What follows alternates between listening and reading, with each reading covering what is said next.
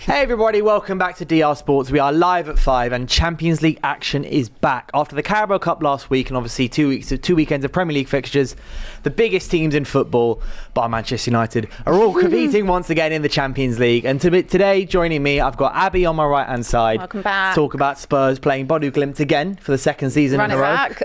And also, once again, a staple of DR Sports and of Live at 5, it's Laurie. Did you say big time football was back and then you said Bodø, Glimt and Tottenham? Somehow that doesn't seem to... Starting off on a strong note. The other one doesn't. So. Was that a Freudian slip or did you mean to say? No, he meant Well, it's just one of the games we're talking about. He meant Is it not thank the, you. not the biggest stage in world football? We're on the Club biggest football. stage. Same stage as you. One of us won a trophy to get there, but you know. There you go. Some of One us more just trophies finished than us in second. the last couple of years, for sure. Exactly. But my name is Dylan, I'm your host today, and we're going through the 4 biggest games today, and also stick around because we're speaking about tomorrow's games as well, the Wednesday night games. We're previewing them here, and then obviously we're going to talk about any other news in the week. There's obviously potentially Saliba's new contract to touch on and everything, but stay tuned, stay ready for the next hour or so. But we are going to start off with, as I mentioned, the Bodø Glimt versus Tottenham Hotspur game. So Spurs travelled there for the Europa League last season, on your way into winning that competition. And I've got a couple stats. So I decided to make sure I was finding before is some stats for the games as well, to give some context about everything. So for this game, oh, I've immediately lost it. There you go. The only previous meetings between Bodø and Tottenham came in May of this year, with the English side winning at home 3-1 and away 2-0 in the Europa League semi-finals before going on to lift the trophy. Bodø Glimt have lost 100% of their games against English sides in major European competitions. Fun fact, 5 out of 5. Their worst losing record against sides from a single nation. All of those defeats have come in the UEFA Europa League since the 2022-23 campaign. And obviously Spurs 2-0 away win to Bodø in May ended a 5-game winning streak at home for the Norwegian side in Europe. So it's definitely a game that Bodø Glimt haven't, even though they might be at home, it's kind of cards against them, we think, for this one. But there is always the chance that Spurs are going to do what Spurs are best known for and slip up. As you do most times, but maybe not so in Europe recently. But how are you assessing this game, Abby? What are you wanting to look from your team tonight? I mean, look, the other day wasn't the greatest performance against Wolves. Shout out to João Palhinha taking the shirt off with the 96 minute winner. Celebrating a draw after slewing Martinelli for everything the week before, by the way. Listen, I won't speak on it. I will not speak on it. But look, didn't lose the game. Spurs notoriously will always kind of mess up when it is against a slightly lower position. Look, it's a place that we've been. We know that it can be cold. I don't think it's as cold now in Bodø. Do they have a summer? It's Norway. I'm not sure that Norwegian summers are too warm either. I don't know how warm it's it is. certainly not there. going to be tropical heat. No. I think it's been a bit of a... I don't want to be down on Spurs at all, because I feel like, especially from where we were last season, like I really can't complain. Like we're still doing really well, and I like what I'm seeing under Thomas Frank. I would still like a little bit more. I feel like the last couple of games we haven't been as good defensively. Obviously, when we went to Brighton as well, struggled there. That was the week. That was the week before, wasn't it? I think that was the week before. Mm-hmm. So we've conceded quite a few goals in the last couple of weeks, I guess. I would like to just see a little bit more fluidity when we're attacking. I think I said that, a couple of weeks ago as well. Just get that creativity popping. But I am also aware that we still have no Maddison. We still don't have Kulusevski. But it's important to get these wins. So when you go away from home in any ground, any stadium, anywhere, it's always difficult. And, I know from May, the Bodø fans are very, very good.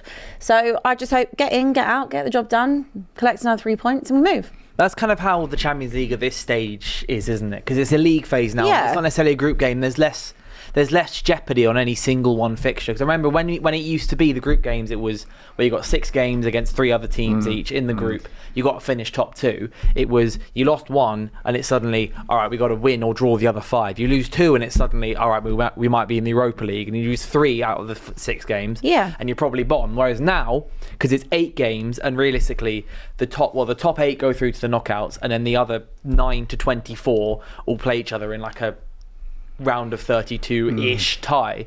It's a lot safer for clubs as well, isn't it? Like, you can afford to slip up. I remember last season in the Europa League, United drew their first 3 games in the Europa League and then finished 3rd because we just won our last 5 in the competition.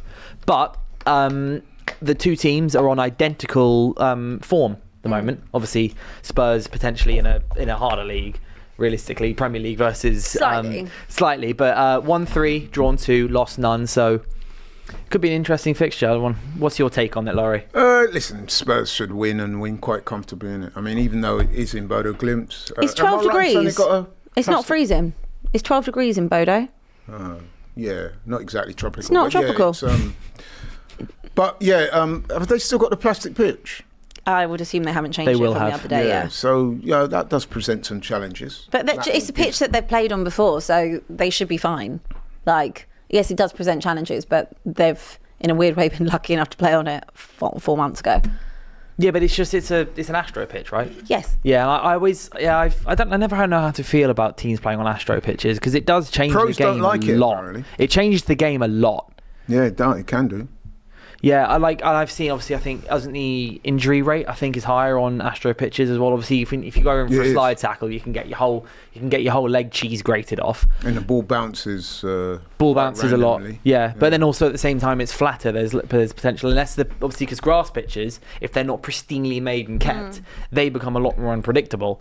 So almost Astro pitches make it easier to play on in terms of predictability of where the ball's going to go, and then if you put in a slide tackle, or you can do your knee in a lot easier in that game as well. So maybe, as you said, like manage the game, but also with Spurs, and you mentioned the injuries that you've got at the moment, also manage your injuries, make sure that no one else. Yeah, I mean, obviously these are not new injuries; like they're long term. So I'm not trying to use that as an excuse. It's especially on the back of last season as well. But it's like I said, it's a game that they know that they would like, obviously, to win, and it's a ground that they will be familiar with. It's not like the first time, and it doesn't have the stakes on it that it did have in May. So I would still expect Tottenham to win it, to be totally honest with you. I just want to see I just would like to see some more attacking football. But like, it's okay. Like, I understand Thomas Frankie's a bit more pragmatic on that side, and I think it does take some time to kind of gel and get what you want going from it. And I appreciate the fact that we don't have our two most creative players available who can kind of play that in that 10 role. And there have been a few criticisms of Frank recently, haven't there? But do you think that's kind of unwarranted? I haven't really been paying attention to that, to be honest with you. Like I said, what are the criticisms? Is the criticism that it's just not the most attractive football? I think, it's because obviously Frank's only lost one game. I think one game so far. Obviously he's doing quite well, but I think there's maybe a couple of criticisms about the style of play. But obviously the manager is still getting used to his players, and this is a perfect kind of game to maybe become a little more expansive and take a couple of experiment with a couple of things just to tinker. Oh, well, he can tinker, and I'm just having a look at people that are going to potentially be injured. So Romero, apparently he might not be playing tonight, physical discomfort, he'll be out for a few days. Obviously you're missing Kulusevski, that's not till early November. James Maddison, not till next year. Basuma's obviously still out. Solanke's still out. Colomani's still out. No, I don't. Well, it's, unless something's updated. It did say early October, so maybe he will be back. But whether or not he starts is a totally different thing anyway. I don't want to criticise Thomas Frank, to be honest with you, because when you have been in the depths of hell, anything is better. So I'm kind of like, it's not. When they made the appointment, I was aware it wasn't going to be the best, sexiest football ever, because he's not necessarily that type of manager. I was kind of okay with it being a little bit more pragmatic anyway, and like having a bit more focus on learning how to defend and things like that. And we have been doing that far better for the most part. So I guess we'll see. But I'm not critical at all of Thomas Frank. I think he's a very good manager. Yeah. He's definitely an upgrade. No disrespect to Ange. Yeah. But he is. Well, one thing I am noticing about this game, though, if I'm right, Bodø Glimt are like 2/3 of the way through their domestic season. Yeah. They've played 20-odd games. Their season started back in March. Yeah, because they had that break where they then stopped because of the winter. Yeah. So they should be up for it and ready and physically. Yeah, but realistically, so should Spurs as well. We're at the end. It's October tomorrow. Like realistically, but what I'm saying is, 6 games in, they're still getting used to Thomas Frank and vice versa. Whereas Bodø Glimt have a slight advantage that, at the end of the day, like I said, right through at an fairly advanced way through their season. So the players should be match fit and ready. Unlike Tottenham, who are still getting up to groove, you know what I mean? Yeah, I hear it. So that might If you think about it, lessen the gap a little bit. And you look at like the Premier League so far this season, I know we're talking about Champions League, but like there hasn't really been a standout contenders in terms of like performances. Performances still haven't been brilliant across all clubs. So you have a look at Liverpool, and obviously they lost at the weekend, but even on an Arsenal level, same as Spurs, like it does. I do think it takes time sometimes. I know what we now 6 games in. 6 games. Yeah, 6 games. It does take time to start like to get the rhythm back, and you start seeing the good performances. Because I haven't been blown away by any team so far. No, I think every team's been underwhelming. Another one that's been underwhelming for sure after their brilliant exploits in the summer is Chelsea. So you've got Jose Mourinho, and this game is painted as, you know, it's Jose Mourinho's big return. It's also his like 20th return to Stamford Bridge since he left the first time. Realistically, I think like I've seen Chelsea fans being like, "Oh, why is everyone saying this is Mourinho's return? He's returned there with Spurs. He's returned there with United. He's returned there with some other teams in Europe." So it's kind of like it's Jose Mourinho's grand return to Europe once again, and it's fun. It's fun. Like I remember when we played Fenerbahce when he was there in the Europa League, and it was very funny. He got sent off. Their game was manic and everything. But in terms of stats for this coming game, it's Chelsea have won all 4 of their competitive meetings with Benfica, a 9-3 aggregate scoreline, with the most recent those coming earlier in the year in the FIFA Club World Cup, 4-1 in the round 16 match. And it'll be the first meeting between Chelsea and Benfica in the group/league phase of a competition, with their previous 4 having all come out in the knockout stages. So, again, we talk about the games with sort of less jeopardy in them. Do you think that could be good for Chelsea in this series, because they're not having a great time at the moment? Chelsea are. They've like Enzo Maresca's under fire.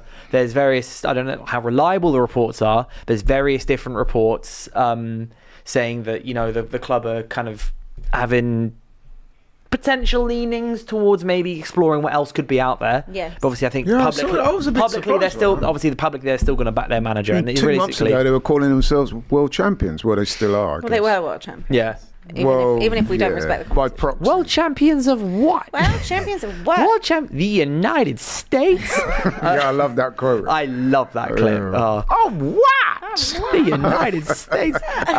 But Chelsea have been extremely underwhelming, and I think that I think they raised the bar in the sense of the performance against PSG, right, and them dominating them the way that they did. Do you think they raised the bar, or did they just flatter to I think it was just like the performance against PSG basically told you that Chelsea are here, Chelsea are ready, and they're here to challenge for the league and back to where they were in the Champions League era of them winning it.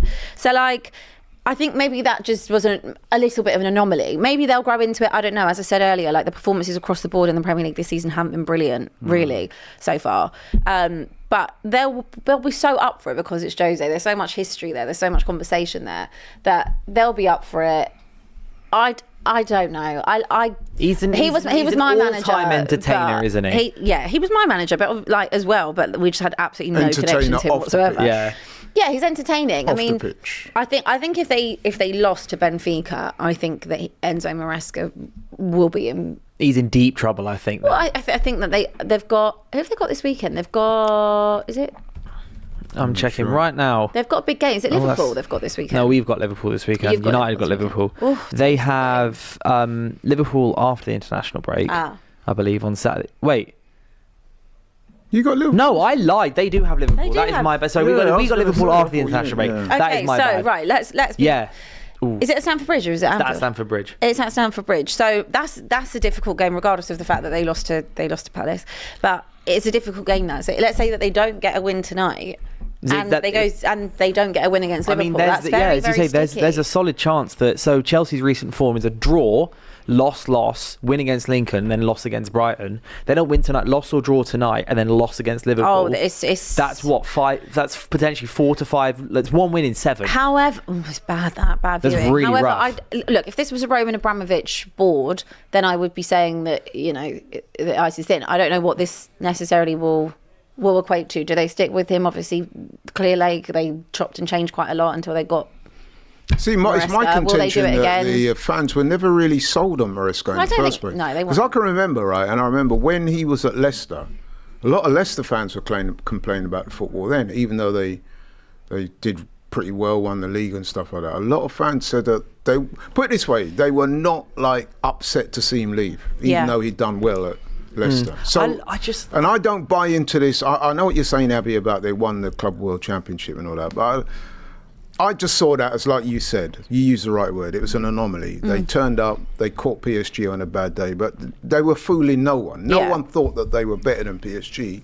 They played well on that day. And that goes to what I was saying to you about Chelsea last week. If they turn up, they have their players there, on any given day, they could beat most teams. But I don't think they're realistic challenges for the title. No, I don't either. I've just seen as well Benfica's results this season. They're pretty good. They've not lost this season so far. They've played 7 in the domestic league.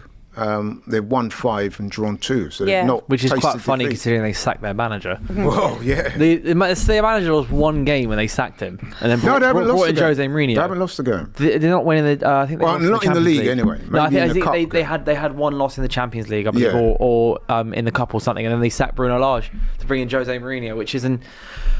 With all due respect, an interesting move, because Jose Mourinho has hardly shown himself to be the big force of old in the last few years. He's 25 years after he was initially there. It's romantic. Yeah. It's a romantic one. Yeah, so it'll be very interesting to see how the game pans out. It's a massive game for Maresca, but also it's a game that Mourinho will look at and go, I'm just going to have some fun here. And also we can not easy, but we can beat Chelsea. Oh, easily, yeah. KC2K16 says, Abby somehow teleported from Italy. How did you do it? I didn't teleport. I got back yesterday. It was very quick, my trip. I flew in and flew out. So, where did you go?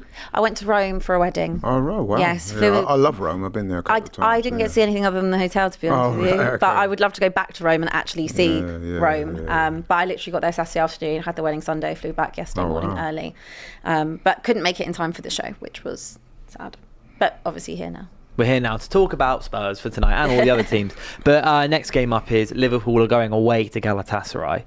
This is an interesting game. Welcome to hell. You talk about Liverpool and their last-minute-ness and their kind of inevitability so far this season until the Crystal Palace game, where Crystal Palace flipped it on their head and went, no, we're scoring the 96th-minute winner. And Liverpool are now going to Turkey.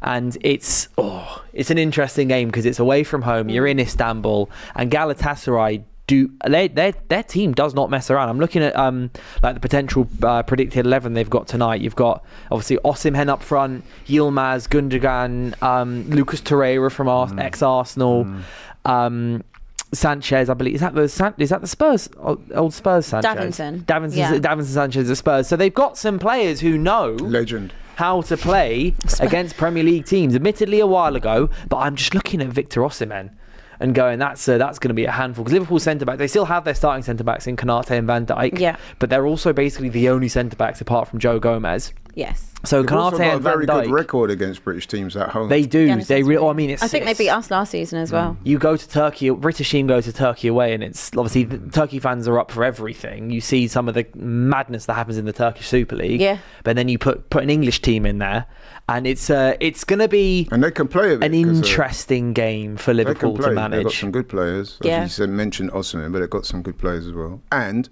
bit like we were saying with Benfica, another team domestically unbeaten, 7 games played, 7 games won. So they'll be. There you go.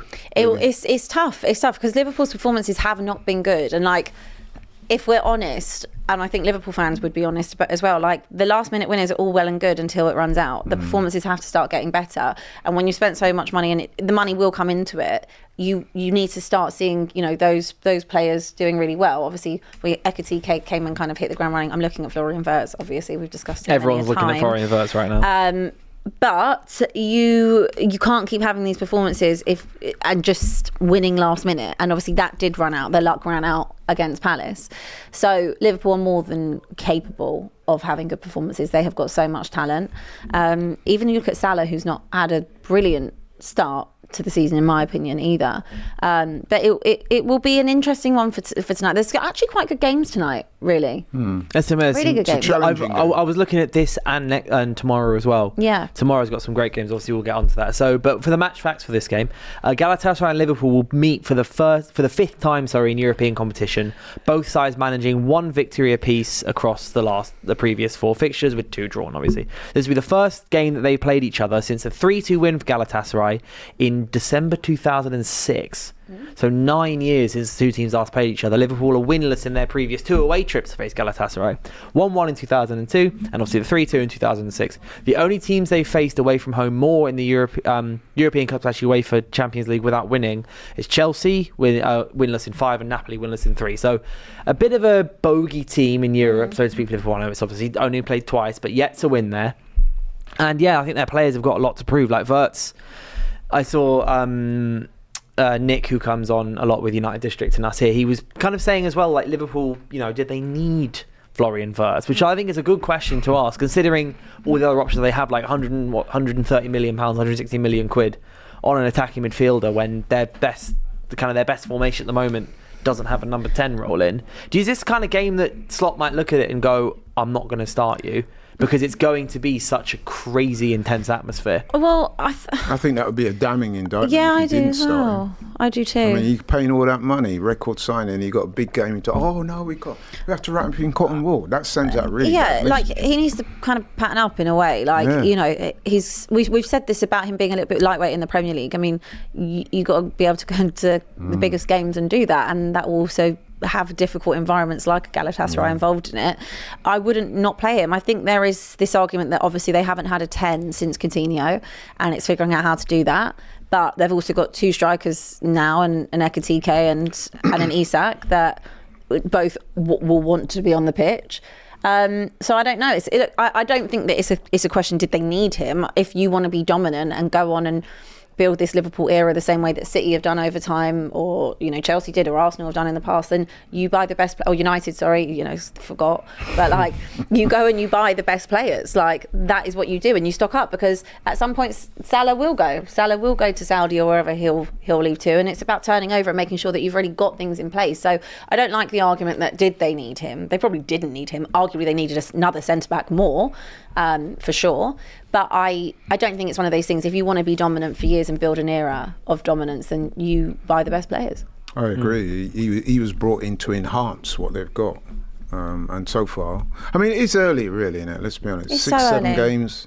Maybe we're just too hard. Yeah, I think, listen, I can understand a little bit of the impatience, because it did cost a lot of money, so you want to see a return on your money pretty much straight away. Yeah. But it is still early. I remember when Bergkamp came to Arsenal, it took him a long time to get started. He ended up being one of our best ever players. So it is what it is. Maybe it's that modern day thing where people want it and want it now, instant gratification. It is that. It definitely is. I also think that now football is so fickle in general anyway, and when you do spend so much money on a player, you do want to see them come in and hit the ground running. And you have to also think there's other factors to why someone might not be as great as they were in the Bundesliga. The league is also different. You've got things that go on off the pitch as well. You're coming to a new place, new environment, new home. Have you moved your family? Have you not moved your family? There's lots of things that affect someone's game. And we are very quick to jump on it. And obviously for the banter side, we're calling you 007, and that's that. But and you have to just hold it as fans. But there is things that do happen, and I'm sure you don't become a bad player overnight. No. You just don't. So I think it just might take a little bit more time. Maybe we're just being impatient. I would say he's probably suffering a little bit from confidence as well, because you know what it's like in any walk of life. If you have a few indifferent performances, then all of a sudden people are criticising you and there's pressure on. For sure. So, yeah. Yeah, I think this could be a game where Liverpool, especially after losing to Palace in the manner that they did, and their goal as well against Palace obviously being contentious to say the least, considering that Mohamed Salah decided he wanted to try and dunk the ball for some reason. You said the manner. Now I didn't watch all the game. I just saw extended highlights. So you saying that they got played off the park then by Palace? Well, I think they got marshalled. I think more than a team that's looking to win the league and has spent 350 million on in the summer have been. Because just so far the theme with Liverpool is they've become. You can argue it's better or worse for them. Is that they've become slightly more of like a team that you don't play well, but you still grind out wins, which you argue, that's the stuff of champions, as AGT has been saying a lot. But at the same time, there's not been a lot of games where you've looked at them and gone, oh, wow, you've blown them away. Like they're playing Southampton and they're barely beating them. They're playing Burnley and they're barely beating them. Like these are the teams that when City in the past have just been amazing, they've grinded out results away from home against these big teams. And then when it's come to, okay, we've got a nice home game, okay, we're just going to go away and get the job done, they'll score 4. and they'll go, cool, sweet, add to the goal difference, 3 points, come home. But I think Liverpool, they do have to reply, I think, after, just because, as I've said, there's criticisms of them and the way they've played and the style they've played so far. It's become a little more, cagey and just kind of latching on to one goal lead, hoping for the last minute winners. But it should be an interesting game because it's an environment also that this Liverpool team haven't experienced yet, because you don't get these kind of environments in the UK. You get them in Turkey. Well, there was talk about fireworks being let off outside the hotel room last night. So yeah, you don't get that in the Premier. You hear that like every Champions League match day, don't you? There's always fireworks going on outside someone's hotel. I mean, does that really make much of a difference? Like, it shouldn't do. Wakes you up for 15 minutes and then you go back to sleep. I don't think it would really affect me. I don't think it would massively affect your team performance. Yeah. Unless the fireworks were going off all night. Yeah, if they're going off all night, fine. Which I'm sure it wasn't that. Yeah, well, I don't think you can put fireworks out for 8 hours a day. At some point, someone's going to come up to you and go, "Lad, please stop." Yeah, please. Yeah. Another interesting game, just moving away from Premier League teams, is Kairat versus Real Madrid. So Real Madrid are flying to Kazakhstan for this game, which is a long way away. Do you want them to take the train there? Yeah, it's a thousands and thousands of miles flight, I believe. And Kairat's game against Real Madrid will be just the second fixture played between sides from Kazakhstan and Spain in the European Cup / Champions League after Astana's meeting with Atletico Madrid in 2016. They lost 4-0 away in Madrid and then drew 0 at home. Real Madrid have won 4 games in a row and then lost 5-2 to Atletico Madrid. And I've seen a lot online about that, because Real Madrid fans are very famously fairly impatient people. They want to win all the time, every game. Yes. And losing 5-2 at home to your local rivals. So it was actually Atletico were the ones at home. Is never a great thing to go at. But it's in general, what do you make of like the travelling distance is far. That's a long way. That's a long way to travel for a game. Is the distance, like, or do you think the players have just got to suck it up? I mean, let's be honest. They'll be in a very nice cushy plane, it's not like travelling second economy, is it? Yeah, I mean, no. I'm simply posing the question. And also, I agree with you. They do it for a holiday, so they've got to do it for a game. Like, you know, it's and they've got a big squad. And let's be honest, no disrespects to Kairat, but it's not like they're up against elite opposition. They can play a very well rotated side and still win this game fairly comfortably, I would have thought. I also feel like from a Madrid perspective, especially after not being dominant in the competition last year, which again comes as a shock to everyone, because as soon as you start doing Champions League and you sit down at the start of the season, you automatically say you can't really look past anyone other than Madrid because of the pedigree, because of the history. Yeah. So going out to you lot, like, that would have been such a shock to the system for them that you just, you know, they want to be back and be dominant. So using an excuse of the flight, I don't think that would actually wash with the Madrid fans. And so it shouldn't. I mean, come on, they're an elite club with elite players, elite manager. Elite facilities. Like I said, it's not like they're going to be travelling their economy, is it? Yeah. Come on. So I don't want to hear anything. They should win this game without too much problems. And no disrespect to Kairat, who incidentally another team who are well into their domestic league, having played 23 games so far this season. So that might level up things a little bit. But you would still expect Real Madrid to go through fairly comfortably. Yeah, in the comments, do let us know if you've got a team playing tonight. Let us know who your team is, what you want to see from them, what you think score predictions will be. But we're going to quickly go through the rest of the games today, ask for your quick score predictions, as much as you can give them, despite the fact that we might not know the most about the game going on. But first one will be Atalanta versus Club Bruges. Have you got any score predictions for that? They've got, obviously, Atalanta, they've got Ademola Lookman. They've got Edison, who's been linked to United for about 55 years. It's at home to Atalanta. Club Bruges where are they in the league?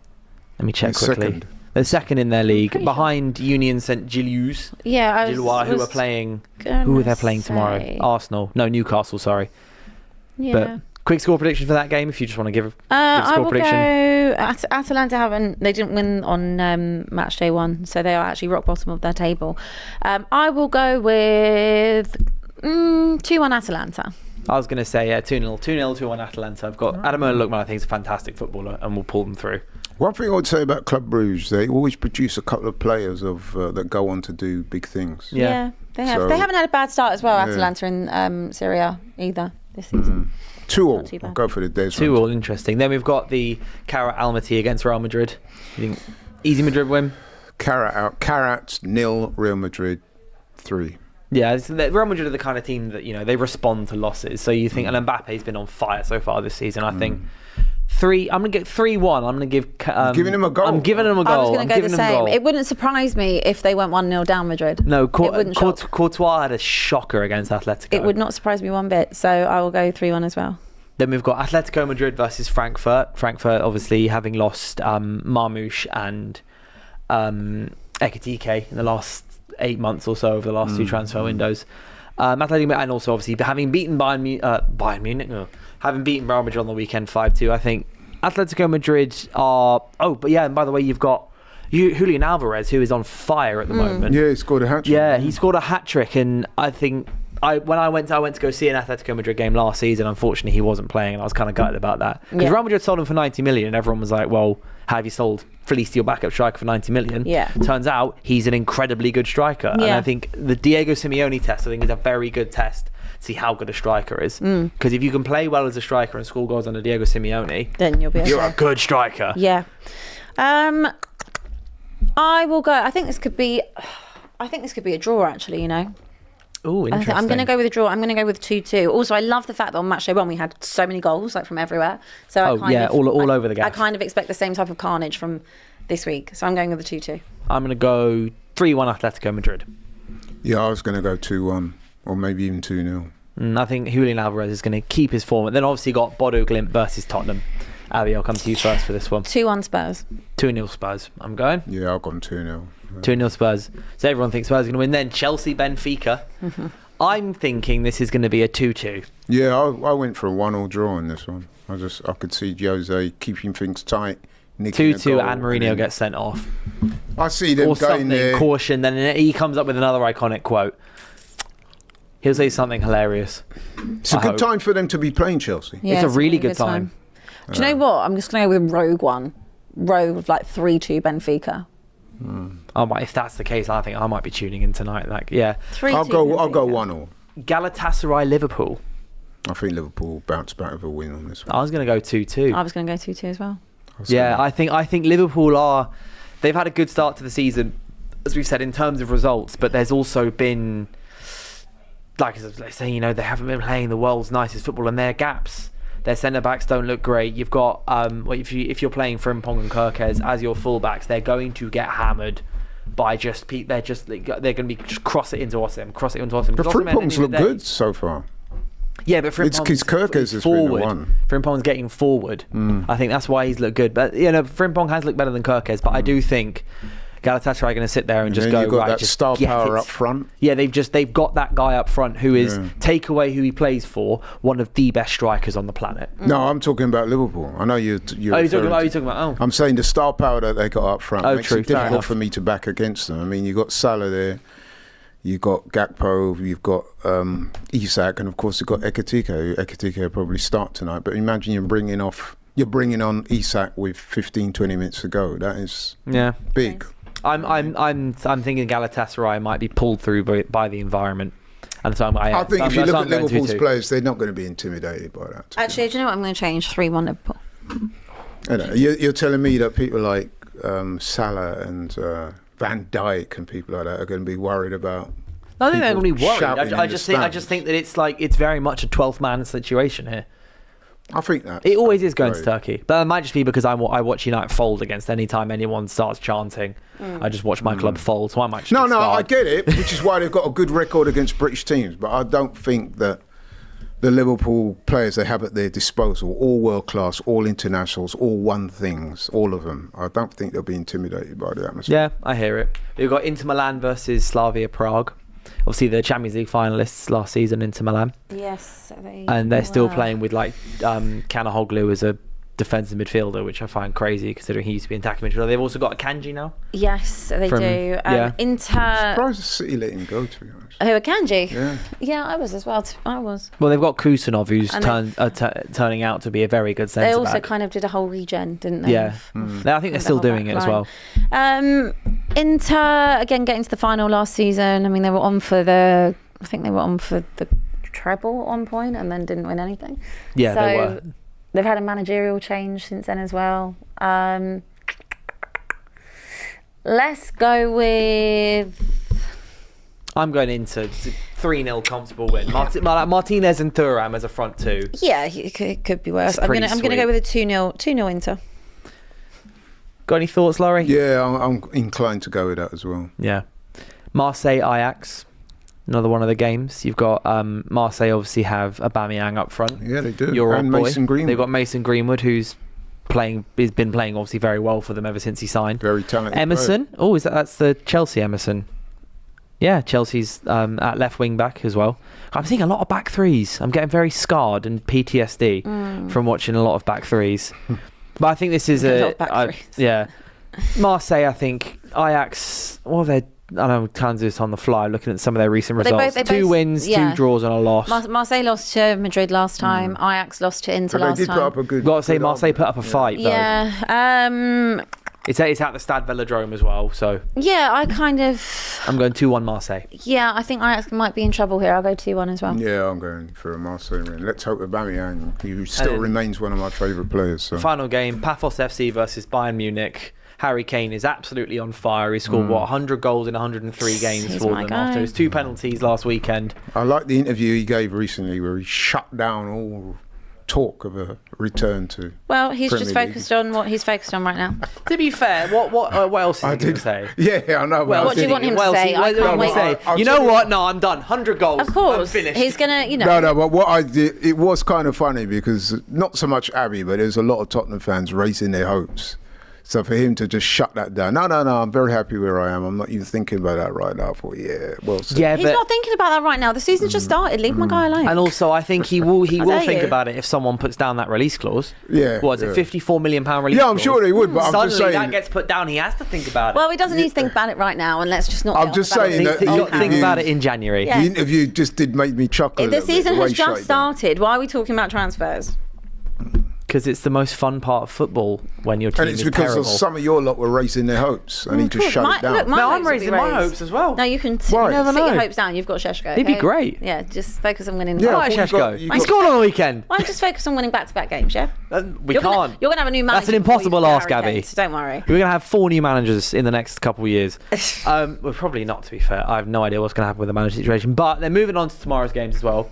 We've Wayne got. Rooney. We didn't expressing do our interest in predictions for this. I don't want to. Oh, the Bayern game. Sorry. Okay. Sorry. Yeah, I don't want that's to my disrespect bad. Paphos. I would love to. Score prediction. Well, again, I love a Cypriot team, so not that I think they've got much hope against Bayern, but like for Paphos, like this will be the biggest game that they've probably yeah, ever well, had. it's there as well for them. in It's at home for Paphos. them. Yeah. Wish I was there. So I think they will lose, but I will go. I'll go 3-0 Bayern, but big up Paphos. I don't know what the safest bet is for Bayern to win or Harry Kane to get a brace.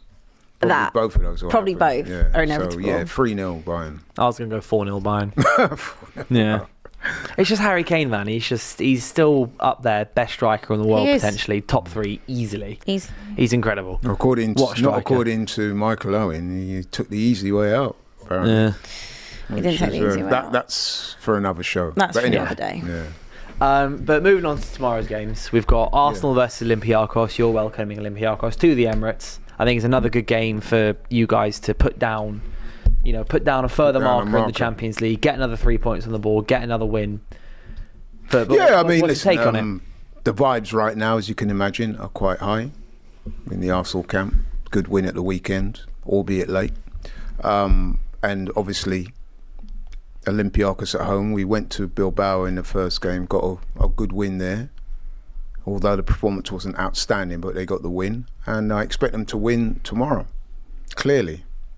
With some, what I mean? With some authority on the pitch. With some authority, Yeah. with some daylight between us, and I'm going like, I was going to be borderline disrespectful and go 3-0, but I'll keep it to 2.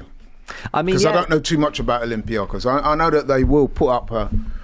Listen, Well, they listen. drew 0-0 to Paphos in match day 1. I was going to say, they're not the most talented of teams, but they will, Olympiacos in previous games I've seen, They won't spear it, as they say. They will come and be organised, 2 banks of 4, make it difficult.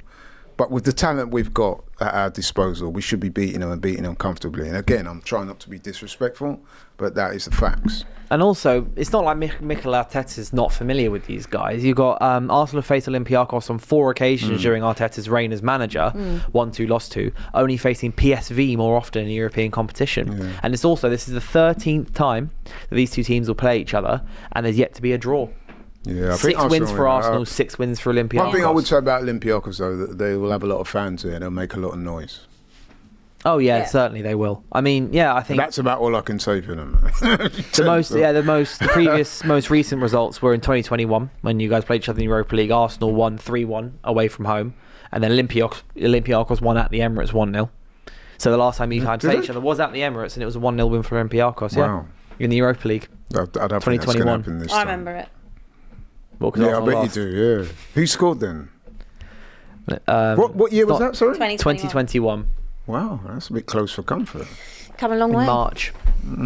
But yeah, I mean, listen, man, 4 years ago. we should be winning this game. Come on now, we've got to be winning this game.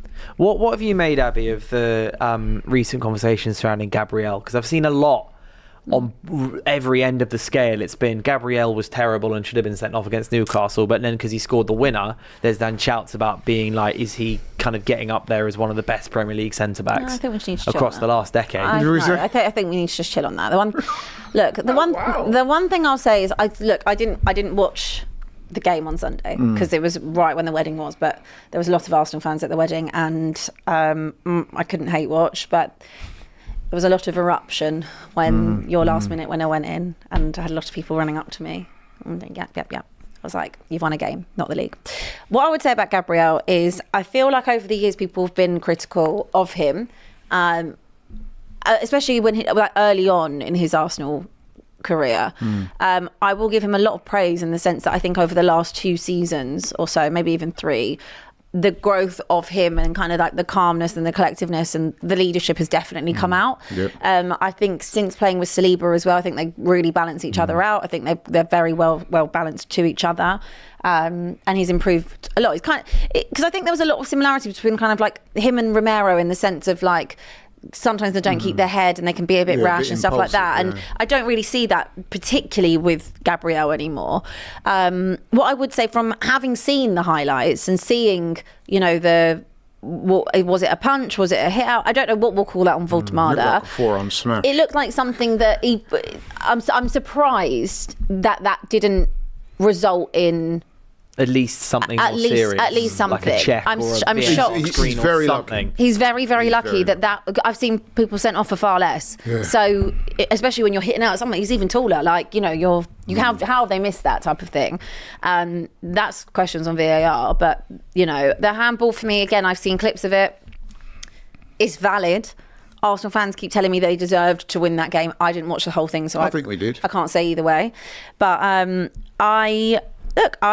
I respect Gabriel a lot. I think he's a good player, and I like the fact, I don't like it obviously from an Arsenal perspective, but if I'm being non-biased, I like the progression and the growth that he's had as a player and leading that Arsenal team well. I think it's way too soon to be putting him in a category of a Premier League great. Way too soon. He's got to lift something.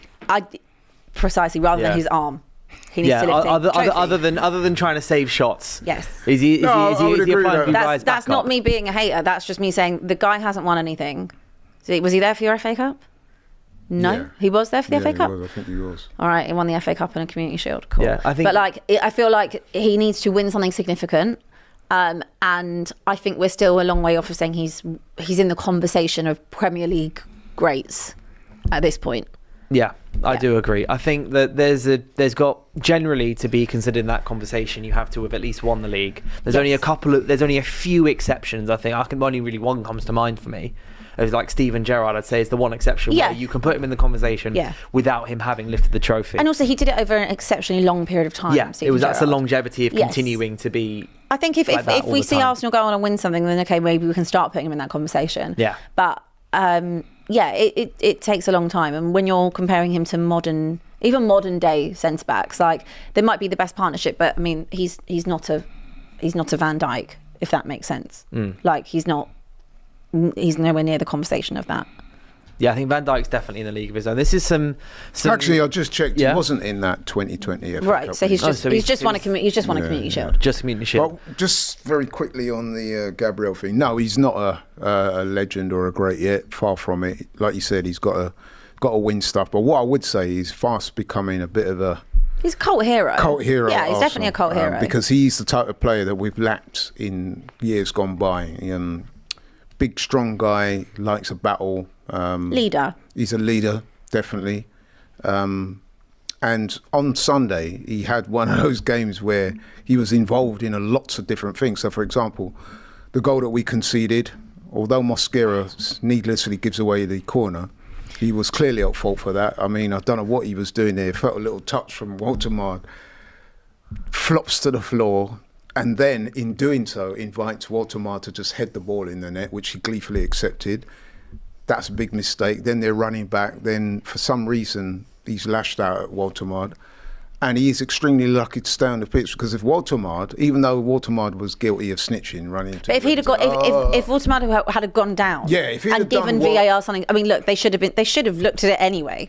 But, if he'd have gone down and made a bit more of a meal out of it, it would have given VAR no option. Exactly. And the referee to go and look at it. And he would have been off the pitch. Had he have done that to Guimaraes or Joe Linton different story. They would have rolled around on the floor and then there would have been big kerfuffle. Then the referee, as Abby quite rightly said, would have been forced to look at it. And he would have gone. And then he'd have gone from giving away a goal, getting himself sent off. We probably end up losing that game. And he would have been villain, trust me. In the end, what happens is the second half comes. He has a much better second half, gets us the winner, even in spite of, I think the penalty incident was a penalty because there was definite deflection onto his arm. So, he had one of those mixed games. But then that's the kind of thing that will endear him to Arsenal fans even more. The fact that he effed up in the first half and got the winner in the second, so he's redeemed himself. From a Newcastle perspective, he should never have been on the pitch. Yeah, I mean, he has scored more goals in the Premier League since his debut than any other centre-back, I believe, with 18. And if you look at that goal as well, there is definite Gabriel DNA on that. So there's about a few players in front of him, and he rises above all of them. And it's like he wants that more than anybody else. And when you're an Arsenal fan, that's the type of thing you want to see in your players. He made that ball his. He jumped higher than all the other guys around him. Directed I mean, it's one of the reasons why I think Arteta has him. I held him so highly. Is he's useful in both boxes. So no surprise, he's one of my favourite players at Arsenal. So. There's some interesting recall from London Nomad here saying, of course, Abby remembers that Olympiacos game. On the same night, her club bottled a 2-goal lead to Zagreb. Their manager was behind bars. That's some crazy recall, because at the same time, does that not mean that London Nomad has been, remembering Tottenham's games? Crazy recall. Yeah, crazy London recall Nomad. on both ends. And in all honesty, that is just the coolest thing ever. So Spurs, Very. We've lose for a team whose manager's in jail. You could never sing that. Interesting thing to celebrate. Most people could never sing that, but yeah. And on the topic of Newcastle, they're playing back in the Champions League again tonight. They're playing Union Saint-Gilloise, who are top of the league in Belgium, as we've just discovered. Obviously, they're back in the Champions League. It is in Belgium, actually. So, obviously, after playing Arsenal at home, they are now travelling away to Belgium. Union, I'm just going to call them USG to stop mispronouncing their name. USG will face off against an English side for the 5th time in European competition. After losing their first 3, they beat Liverpool 2-1 in the most recent one. I've messed that up. After losing their first 3, they beat Liverpool 2-1 in the most recent one in December 23. And the most recent one. And the most recent one. No, it says in the most recent one. This is BBC Sport. This is not my editorial problems. I'll move on from that fact because that one was terrible. Since losing their first game against a Belgian side in March 1970, 2-0 versus Anderlecht, Newcastle are unbeaten in their last 9 matches in a European competition, winning 8 of them, drawing 1. The most recent of those, however, came in the 2-2 draw against Club Brugge in November 2012 in the Europa League. So I think, I pronounce it Union Saint-Gilloise. That would be the correct. That's the correct one. That would be the correct pronunciation. That sounds What right. did you call it? Gilloise. I have no idea. Is that what you said? Gilloise? I really don't know if that sounds more French. Gilloise is correct. Yeah, Gilloise sounds better. But like I said to you last time, just call it USG. Yeah, USG, Save easiest yourself one. the And I bother. know I'm going to end up saying PSG at one point. But USG, Newcastle, obviously, having lost to Arsenal in the manner that they did and in the way that they did with Gabriel, I think it's a good way for, the fans and the players go away from home, get a statement win in the Champions League. Oh, you reckon it'll be that easy? Listen, Newcastle have only won one game this season. Easy, but I'm saying that's what they'll want to be doing. Yeah, but wanting to and doing it, I think that would be a difficult game for them, to be honest. Yeah, I mean, USG are 5th in the league, obviously, after one game week. Newcastle is at 26th, just outside the places. Newcastle, I don't think the performances have been particularly bad. I think it's just... It just hasn't been clicking. Yeah. I think when you lose a player like Isak, and obviously Waldemar has come in, and from what I've seen, he's been fine. But Yeah, you're you got losing the player of the month. Yeah, you're losing Alexander Isak, like the output that he gives to you. So that is something as well. They also missed Gordon for a period of time as well. Like they missed a bit of their creativity. So I expect them to start picking up points. This is not a conversation of, is Eddie Howe in danger? No, it's just it hasn't clicked at the moment to the level it would have. Again, like I said, I didn't see the performance on Sunday, so I don't know how good or bad Newcastle did play. Maybe you two can tell me. I think Arsenal deserve to win. I mean, I agree with that. We were away from home, Abby, and we registered 20 shots on goal. But what was we had 65% possession. What was the Newcastle performance like? Yeah, it was okay. Did they threaten? They got a goal against a run of play, and they made it difficult for us. But they weren't outstanding by any stretch of the imagination. I think it's just that the problem with them is kind of turning a lot of these. I mean, I know they lost at the weekend, but turning a lot of these kind of draws they've had into wins. But Eddie Howe's recent form, or Newcastle's last 5 games, it's a bit all over the place. They beat Wolves, then lost to Barcelona, then drew to Bournemouth, then beat Bradford, then lost to Arsenal. It's not the easiest run in the world. They've got Bournemouth, and then Barcelona, a good Bournemouth side, and Arsenal all of late. And you've lost your star player in that time as well. Yeah. And Waldemar looks like he's settled in pretty well. Yeah. Like he was one of the transfers towards the end of the window where everyone kind of went, whoa. You've really gone and done that. Yeah. Because I remember it was just like this. It was like they were suddenly linked. It was like, Newcastle interested in this guy. Because of the whole Newcastle have signed this guy. Yeah. And they had to. Right, they had to sign. Oh yeah, no, we know to. they had to, and it could be a good game for him to. Obviously, he scored a couple of goals in the Premier League, back-to-back goals in back-to-back games at St James's Park. Go away from home, get your first goal. All 6'6" of him, he'll probably score. He might score another header. Yeah, if they play to his strengths, which is obviously his aerial strength. And also, it's giving the correct service for a player, especially when you are that high. He's done quite well. I mean, I think I'm right in saying he's their player of the month for this season. I really rate Eddie Howe as well. I think he's done such a fantastic job wherever he's been. I think he did a fantastic job at Bournemouth. I think he did a great job when in turning around the fortunes of Newcastle. Everyone kind of turned their nose up at him when he came in. But I think they were in bad. I can't actually remember where they were in the table, but him coming in. He came in when they were borderline relegation. Yeah, like he's done such a brilliant job. Like to even get them to Champions League winning a trophy. Like this is something that Newcastle fans would not have been able to dream about 5 years ago, right? So I just think you've got to give credit where it's due. It's not the best start, but I think I would have full faith. I remember when the Newcastle got took over by the owners, the new rich owners. People were saying, they're going to want a name brand manager, as it were. So he's not got long there, and then since then he's gone on and won a trophy. I felt the same way. I thought he might be more of a transitional manager until but obviously they have also been held back in certain situations with spending, so they haven't been able to do what City did or do what Chelsea did in years gone by when you have that type of a takeover. He's a great manager.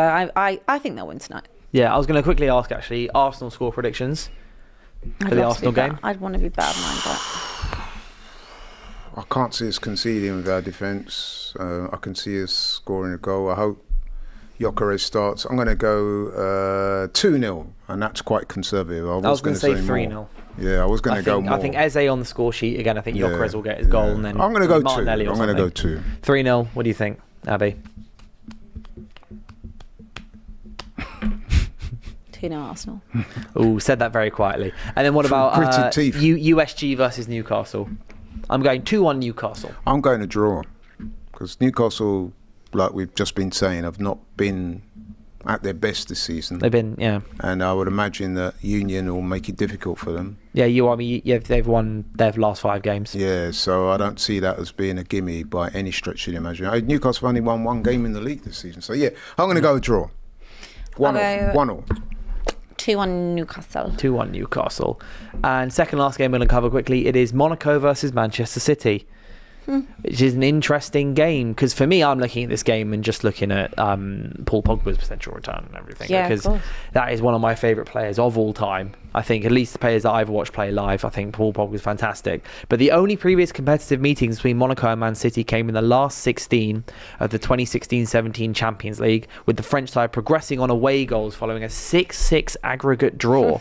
Won 3-1 at home and lost 5-3 away. I remember that game. Those games were crazy. Well, Monaco, last time out, lost again to Club Brugge. They lost on the weekend to Lorient. So they are still fourth. They are still fourth in Liga. But I would probably say that this is probably a City win. Yeah, I mean, I'm looking at Haaland versus Eric Dyer. And I'm thinking that's a situation for Haaland to eat. You can say that, but if you go and ask a Bayern fan, they speak very highly of Eric Dyer. Oh, I know, but it is Erling Haaland. I look at City's team and I think, I know that Monaco have done all right to start the season, but City are really starting to kind of hit the ground a bit now. I think you've got like Haaland starting to, get his goals back and everything. And I think this could be, Pep will look at this game and go, this is another chance for us to secure another potential 3 or 4 goals. I won't go that far. I will go with a 2. They do concede to.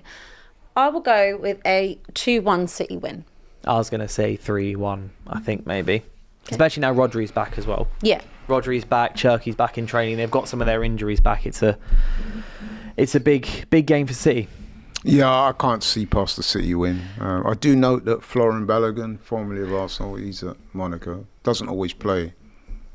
He was very highly rated. He was very highly rated. Yeah, it's interesting because he left Arsenal because he weren't getting enough game time. It's gone to Monaco and it's the same story there. But listen, I think City will win by a couple of goals. Yeah, I mean, I was saying 3-1, you're saying 2-1. 2-0 City. 2-0 City. I do agree with Abby that City still do concede. And last game, which is I think the headline European tie of the weekend, is Barcelona versus PSG. Oh yeah, big game tomorrow. Barcelona and PSG have a lot of history. Just edges out the Arsenal Olympiacos game. Oh yeah, does it? For glamour, yeah. Barca PSG, that's a great tie. Where is it? It's at Barcelona. It's at Barcelona. It's in Barcelona. Barcelona and Paris Saint-Germain will meet for the 16th time in European competition, with the two sides separated by just one victory across. It is the Luis Enrique derby.